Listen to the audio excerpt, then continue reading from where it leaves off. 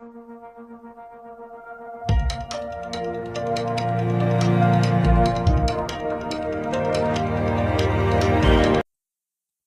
Everyone, welcome to the learning loop online education platform. आज मैं आपको सी लैंग्वेज के प्रोग्राम के बारे में बताऊंगा।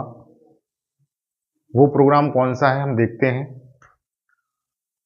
Right a program to addition and C language. इसका मतलब ये हुआ कि हम एक प्रोग्राम लिख रहे हैं जो जोड़ने का काम करता है, एडिशन, दो अंकों को। तो देखते हैं, ये यहाँ से हमारी शुरुआत होती है। इसको हम कहते हैं has include open angle braces studio dot H close angle braces. ये जो हमारा है, इसको हम कहते हैं प्री प्रोसेसर डायरेक्टिव। जिसको हम क्या कहते हैं, प्री प्रोसेसर डायरेक्टिव कहते हैं हम इसको। जैसा कि मैंने यहाँ पर बताया गया, इसको हम क्या कहते हैं, प्री प्रोसेसर डायरेक्टिव कहते हैं। और ये जो हमने यहाँ पर इंक्लूड बताया है, लिखा हुआ है, इसका मतलब होता है ऐड या इन्वॉल्व करना। क्या होता है? ऐड या इन्वॉल्व करना। हिंदी मतलब होता है शामिल करना। इसके बाद ये सिंबल बना हुआ है, इस प्रकार से देखें आप, ये सिंबल बना है, इसको हम कहते हैं ओपन एंगल ब्रेसेस। जो मैंने यहाँ पर बताया हुआ है, इसको हम ओपन एंगल ब्रेसेस कहते हैं। यहाँ पर देखिए स्टूडियो है, ये स्टूडियो, तो इसको हम कहते हैं स्टैंडर्ड इनपुट आउटपुट। ठीक है, यहाँ पर डॉट है, ये देखा आपने यहाँ पर, तो इसको हम कहते हैं डेवलपमेंट ऑफ टेलीमेटिक्स कहते हैं। डॉट एच अकेले की बात करें तो एज हेडर फाइल है। एच क्या है? हेडर फाइल है। अगर इसके साथ डॉट एच जुड़ जाता है तो यहाँ पर ये एक्सटेंशन नेम बन जाता है। ठीक है, और अगर हम ओपन एंगल ब्रेसेस और क्लोज एंगल ब्रेसेस के बीच में स्टूडियो डॉट एच लिखते हैं तो ये हमारी लाइब्रेरी फाइल बन जाती है, जैसा कि मैंने यहाँ पर लिखा हुआ है, बताया हुआ है। इसके बाद देखते हैं हम सेकंड, ये हमारी हेडर फाइल है, ये फर्स्ट हेडर फाइल, ये सेकंड हेडर फाइल है। तो जो सेकंड हैज इंक्लूड, ये मैंने आपको अभी बताया है कि हैज को हम प्री प्रोसेसर डायरेक्टिव कहते हैं और इंक्लूड को हम कहते हैं ऐड या शामिल करना या इन्वॉल्व करना। और यहाँ पर ये कोनियो डॉट एच है, इसका मतलब होता है कंसोल इनपुट आउटपुट। ये क्या कहलाता है? कंसोल इनपुट आउटपुट कहलाता है। ये भी हमारी क्या है? एक लाइब्रेरी फाइल है, लाइब्रेरी फाइल है। और जो स्टूडियो है ये भी हमारी लाइब्रेरी फाइल है। ठीक है ना। अब यहाँ पर जो वाइड है, वाइड मीन्स होता है एम्प्टी, इसको हम एम्प्टी कहते हैं। और जो मेन फंक्शन होती है, ये इसको हम कहते हैं फंक्शन कॉल।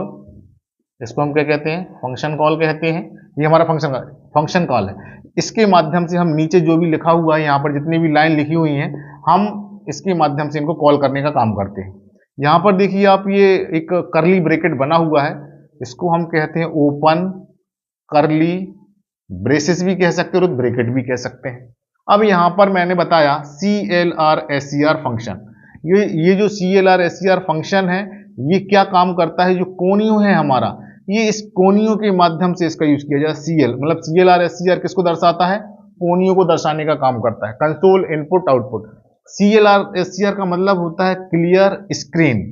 ये जो फंक्शन है, ये जो भी हमारा आउटपुट दिखाई देता है स्क्रीन पर जब हम प्रोग्राम बनाते हैं, तो इसका मतलब ये हुआ कि अगर पहले से कोई प्रोग्राम बना हुआ है और हम प्रोग्राम को रन कर रहे हैं प्रेजेंट टाइम वाले को, और अगर ये लगा हुआ है, तो पूरे प्रोग्राम के जो आउटपुट है वो पूरे कैसे हो जाएंगे? क्लियर हो जाएंगे। अगर हम इसका प्रोग्राम में यूज नहीं करते हैं तो पहले जो प्रोग्राम बने हुए हैं उनके सारे आउटपुट आपको स्क्रीन पर दिखाई देंगे, लेकिन इस प्रेजेंट टाइम में जो प्रोग्राम हमने बनाया हुआ है उसका भी आउटपुट आपको एक साथ उसमें दिखाई देगा। इंट का मतलब होता है ये डेटा टाइप है। इसी ये क्या क्या क्या क्या कहलाता है? Data type. इसी को हम कहते हैं कीवर्ड। ये जो होता है इसी को हम कहते हैं प्रीडिफाइंड। इसको हम क्या कहते हैं? प्रीडिफाइंड कहते हैं। मतलब पहले से ये बना हुआ है, मौजूद है। ABC, इसके बीच में देखिए कामा लगा हुआ है, इसका मतलब ये है कि ये सारे जितने भी हैं ये सब क्या है? वेरिएबल हैं, लेकिन एक साथ नहीं है। कामा का यूज किया गया, मतलब ये सब अलग अलग वेरिएबल्स हैं। इसको हम कहते हैं सेमी कॉलन। सेमी कॉलन, इसी का दूसरा नाम है टर्मिनेट। इसको हम टर्मिनेट भी कहते हैं, इसी को हम सेमी कॉलन भी कहते हैं। सेमी कॉलन इसलिए लगाया जाता है कि जिस सेंटेंस को हमने यहाँ पर लिखा हुआ, अगर सेमी कॉलन लग गया मतलब इसका काम खत्म हो गया यहाँ पर। इसके बाद हम प्रिंट टैब पे जाते हैं, इसका मतलब होता है आउटपुट। ये जो है ओपन एंड क्लोज, इसको ओपन पैरेंथेसिस ब्रैकेट कहते हैं, इसको हम क्लोज पैरेंथेसिस ब्रैकेट कहते हैं। ये हमारा ओपन स्ट्रिंग है जिसको हम डबल कोट कहते हैं। ये हमारा क्लोज स्ट्रिंग है जिसको हम डबल कोट कहते हैं, ओपन एंड क्लोज। ये जो हमारा एंटर टू नंबर्स है, ये क्या है, स्ट्रिंग के अंदर है, ये जो ओपन और ये क्लोज लगा हुआ है इसके अंदर क्या है, ये स्ट्रिंग के अंदर दर्शाया गया है। आपको मैंने बताया था स्ट्रिंग में हम अल्फाबेटिकल और न्यूमेरिकल दोनों का यूज कर सकते हैं, लेकिन यहाँ पर ये दो डॉट रखे हुए हैं, इसको हम कहते हैं कॉलन। क्या कहते हैं, कॉलन कहते हैं। ये सेमीकोलन लग गया, मतलब ये वाला सेंटेंस यहीं पर रुक गया है। अब इसके बाद नेक्स्ट, अगर हम इसी लाइन में अगर यहाँ पर स्लैश एन लगा देते, किसके बाद, ये जो सिंगल कोड लगा हुआ है, अगर यहाँ स्लैश एन लगा देंगे तो इसका मतलब होता है न्यू लाइन। स्लैश एन का मतलब क्या होता है, स्लैश एन का मतलब क्या होता है, न्यू लाइन होती है, मतलब नेक्स्ट लाइन, अगली लाइन। ठीक है ना।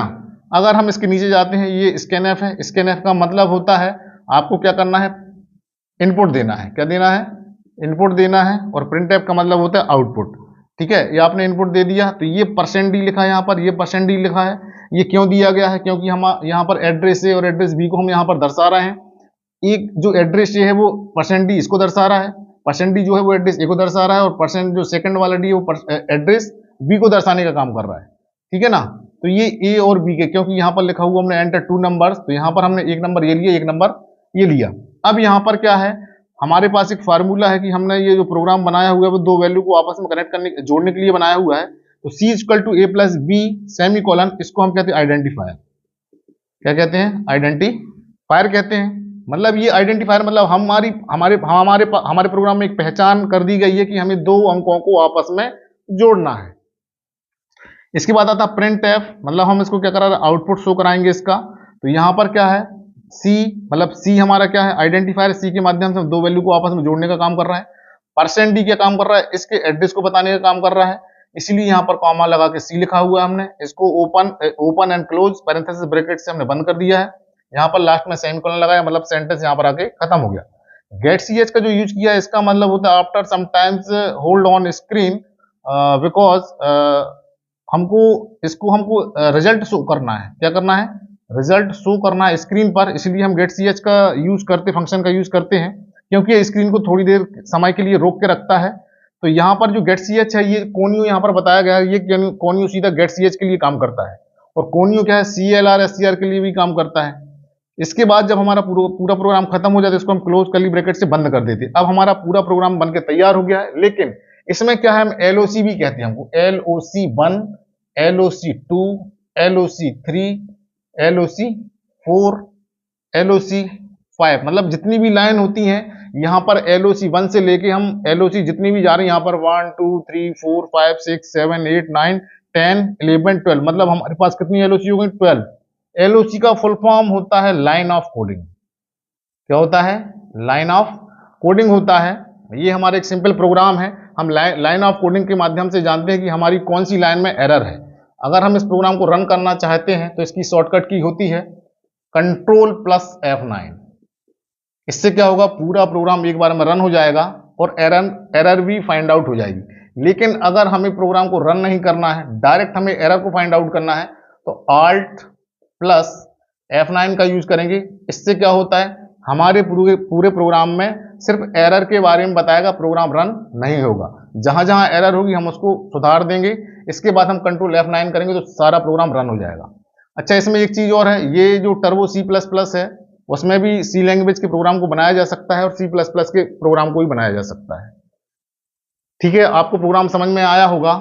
कैसे लगा आज का आपको प्रोग्राम। मिलते हैं हम नेक्स्ट लेक्चर में। जुड़े रहें हमारे चैनल के साथ और कमेंट में जरूर बताएं। Thank you.